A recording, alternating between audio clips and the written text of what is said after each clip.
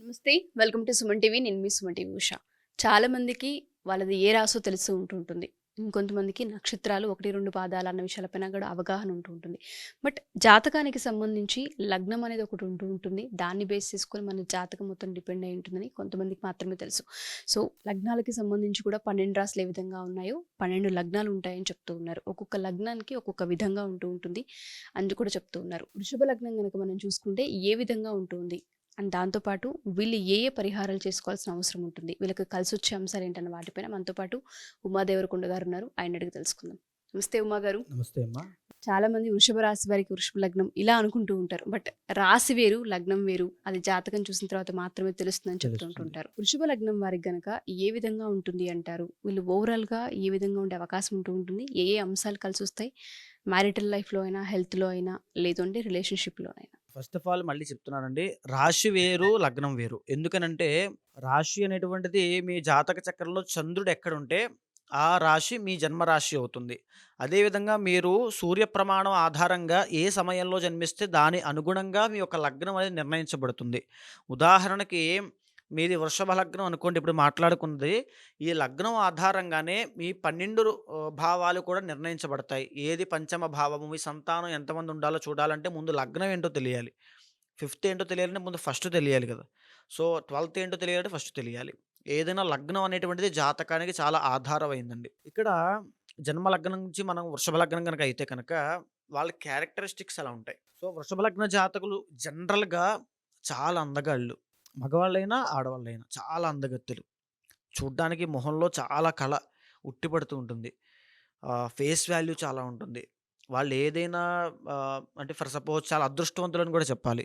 So, ఏంటంటే centre of attraction అంటూ ఉంటాం గదా! సో, సెంటర్ ఆఫ్ అట్రాక్షన్ ఈ వృషభ లగ్నం వాళ్ళండి. సో, ఎక్కడికైనా ఫంక్షన్‌కెళ్లారంటే వీళ్ళ ఆలోచన విధానం ఎలా ఉంటుందంటే పొద్దున్న లేచి అద్దం జూసుకుంటారు. మళ్ళీ రాత్రి పడుకునే ముందు అద్దం జూసుకుంటారు. అంటే ఏంటంటే అందంగా ఉండాలి. నన్ను నేను బాగా బెస్ట్‌గా ప్రెజెంట్ చేసుకోవాలి అందరి ముందు. నేనలా ఉండాలి. నాలా కనబడాలి అందంగా. సో, నా గురించి అందరూ మాట్లాడుకోవాలి. నన్ను పొగడాలి. లేకపోతే నన్ను వర్ణించాలి. ఈ రకమైన ఆలోచన ఉంటుంది. సో, ఎక్కువగా ఈ రకమైన రోజుల్లో స్నాప్ ఇవన్నీ. సో, ఏంటంటే ప్రతీదీ కూడా ఈ అందానికి అంటే సెల్ఫ్ మేడ్ అండి. సెల్ఫ్ లవ్ అంటారు కదా! వాళ్ళ మీద వాళ్ళకి అభిమానము ఇవన్నీ చాలా ఎక్కువుంటాయి. ఓకే. అదే విధంగా ఈ వృషభ లగ్నం వాళ్ళు కనుక ఏదైనా సరే ఒక సినీ రంగంలో అవ్వచ్చు, కళారంగంలో అవ్వచ్చు, నాటక రంగంలో అవ్వచ్చు, రైటింగ్ ఫీల్డ్‌లో అవ్వచ్చు, వీటికి సంబంధించిన విషయాల్లో క్రియేటివ్ ఫీల్డ్స్‌లో ఏది చేసినా ఎక్సలెంట్ ఫ్యూచర్ ఉంటుంది. వృషభ లగ్నం వాళ్ళకి యోగకారకుడొచ్చి భాగ్య దశమాధిపతి శని అవుతాడండి. శని అంటే ఇండిపెండెంట్‌గా ఎవరి సహాయ సహకారాలు అవసరం లేకుండానే చిన్న వయసులోనే గొప్ప స్థాయికెళ్ళిపోతారు. ఓకే.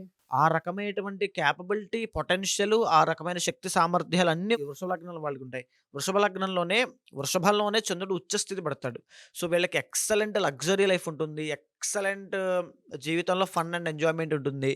సో, వాళ్ళెప్పుడు కూడా ఎన్ని కష్టాలున్నా నవ్వుతూ హ్యాపీగా ఉంటుంటారు. హ్మ్.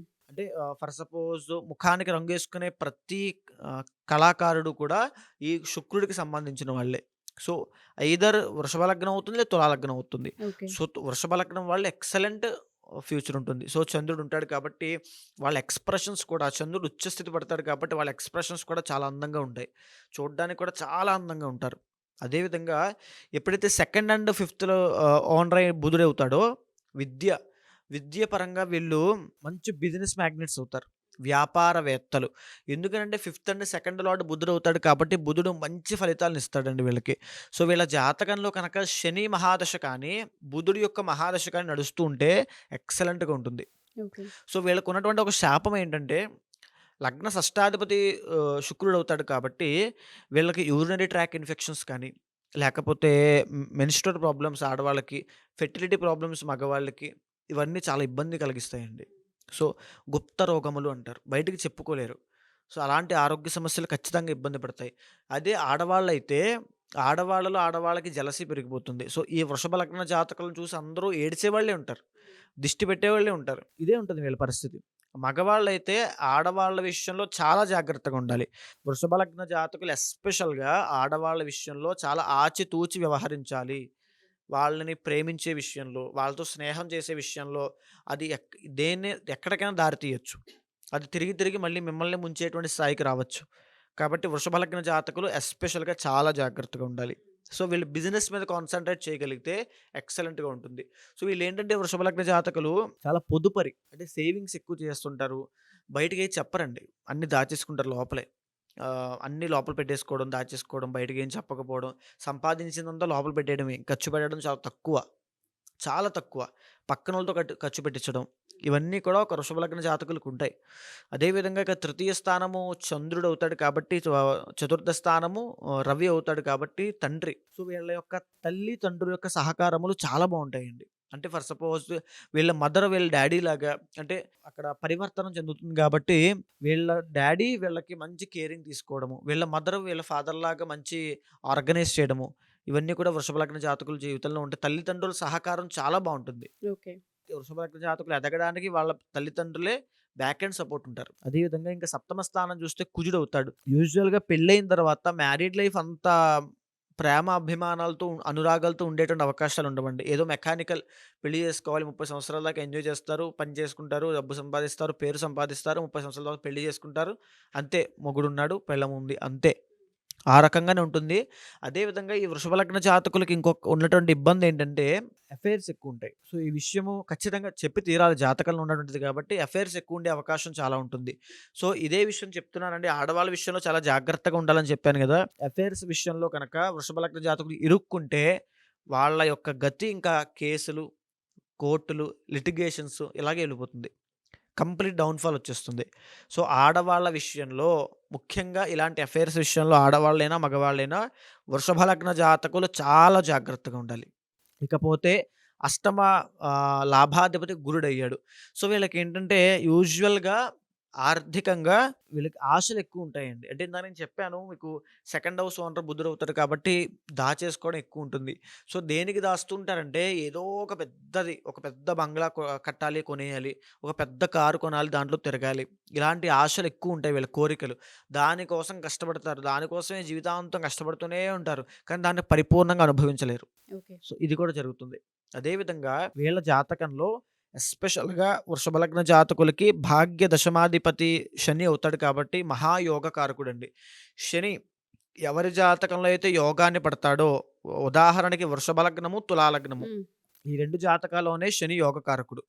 ఈ యోగకారకుడైనటువంటి శని ఎప్పుడైతే వస్తాడో దశ, అంతర్దశల్లో ఒక టర్నింగ్ పాయింట్. జీవితంలో ఎంత దరిద్రం అనుభవించినా, ఎంత కష్టాలున్నటువంటి ఫ్యామిలీలో పుట్టినా వృషభ లగ్న జాతకులు ఒక అవకాశం వస్తుంది. అదే శని యొక్క మహాదశ.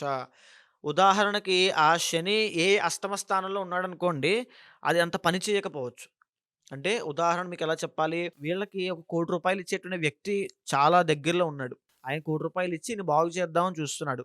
బాగున్నాడు. ఆయనతో రిలేషన్ చాలా బావుంది. అప్పటిదాకా డబ్బులున్నాయి. కానీ ఈయనకి ఇవ్వాల్సిన సమయానికి ఆయన దగ్గర డబ్బులందవు. ఎలా ఉంది ఇది వినడానికి? అలాగే శని ఎప్పుడైతే అష్టమ స్థానంలో పడతాడో శనికి బలం ఉండదు. ఓకే. ఆయన యోగకారకుడే. ఈయన మంచే చేస్తాడు. కానీ శనికి బలం లేనప్పుడు ఆయనేం చేస్తాడు? సో, వీళ్ళు 100% వృషభ లగ్న జాతకులు శనికి కనుక హోమం చేస్తే ఉదాహరణకి శని త్రయోదశి. అలాంటి రోజుల్లో శనికి కనుక హోమం చేసినా, సుదర్శన హోమం చేసినా, నారాయణ హోమం చేసినా, శనికి జపాలు జరిపించినా, శని అంతర్దశలో ఏదైనా వాళ్ళు విశేషంగా శనికి అభిషేకం చేసినా, మయూరి ఇంద్రనీలము అని ఉంటుందండి ఒక జాతి రత్నము. ఓకే. వృషభ లగ్నం వాళ్ళు మయూరి ఇంద్రనీలం అనేటువంటి జాతి రత్నాన్ని ఖచ్చితంగా ధరించాలి. అది ధరిస్తే కుడి చేతి మధ్య వేలికి.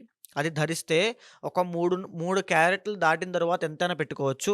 ధరిస్తే ఎక్సలెంట్ ఫ్యూచర్ ఉంటుంది. వీళ్ళకి మంచి ఆయిల్స్ అండ్ రిఫైనరీ అవ్వచ్చు, పెట్రోలియం అవ్వచ్చు, లేకపోతే ఒక కంపెనీలో జాబ్ చేస్తూ ఆ కంపెనీని ఏలేసేటువంటి తెలివితేటలుంటాయి వీళ్ళకి.